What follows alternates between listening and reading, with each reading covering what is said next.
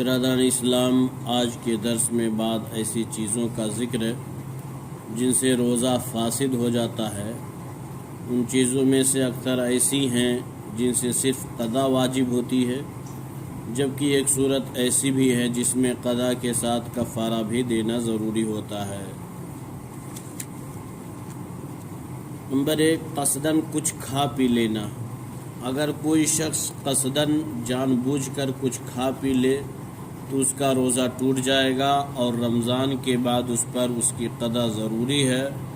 البتہ اگر بھول کر یا غلطی سے کچھ کھا لے یا زبردستی اسے کھلا پلا دیا جائے تو اس سے روزہ نہیں ٹوٹے گا اور نہ ہی اس پر قضا نہ کفارہ، اس لیے کہ عبداللہ بن عباس رضی اللہ عنہما سے مروی ہے کہ اللہ کے رسول صلی اللہ علیہ وسلم نے فرمایا کہ بے شک اللہ تعالی نے میری امت کے خطا و نسیان کو اور اس چیز کو معاف کر دیا ہے جو اس سے زبردستی کرائی گئی ہو۔ عمدن قے کرنا۔ اگر کسی روزہ دار کو خود بخود قے ہو جائے تو اس کا روزہ درست ہوگا، لیکن اگر کسی انسان نے جان بوجھ کر قے کیا تو اس کا روزہ ٹوٹ جائے گا اور اسے روزہ کی قضا کرنا پڑے گی، اس لیے کہ حضرت ابو ہریرہ رضی اللہ عنہ سے مروی ہے کہ نبی کریم صلی اللہ علیہ وسلم نے فرمایا کہ جس پر قے غالب آ جائے یعنی خود قے ہو جائے تو اس پہ قضا نہیں ہے، اور جس نے جان بوجھ کر قے کیا تو اسے روزہ کی قضا کرنی چاہیے۔ حیض یا نفاس کا خون آنا۔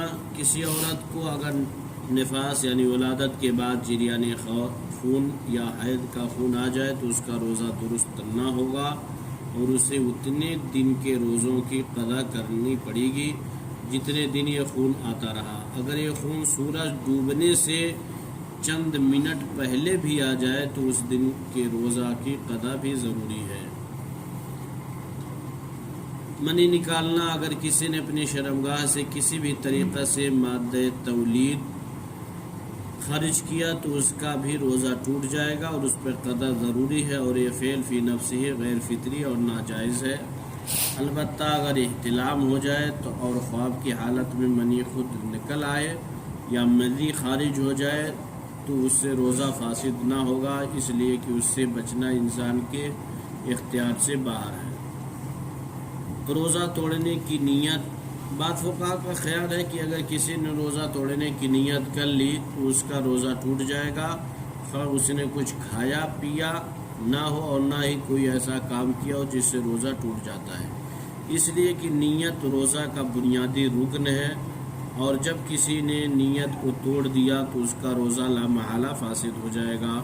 اس صورت میں بھی قضا ضروری ہے۔ جماع و مباشرت۔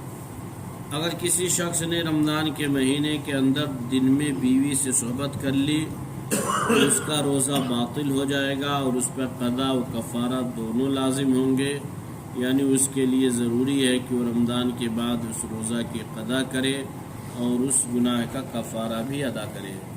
کفارہ یہ ہے کہ وہ ایک گردن آزاد کرے یا 2 ماہ مسلسل روزہ رکھے یا 60 مسکینوں کو کھانا کھلائے، جیسا کہ صحیحین اور سنن میں حضرت ابو ہریرہ رضی اللہ عنہ کی روایت میں اس بات کی صراحت موجود ہے۔